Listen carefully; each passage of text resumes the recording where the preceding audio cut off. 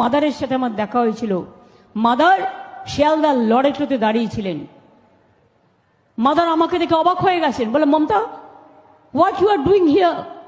আমি বললাম মাদার আমি তো এখানে আমি হেল্প করতে এসেছি রিলিফের জন্য।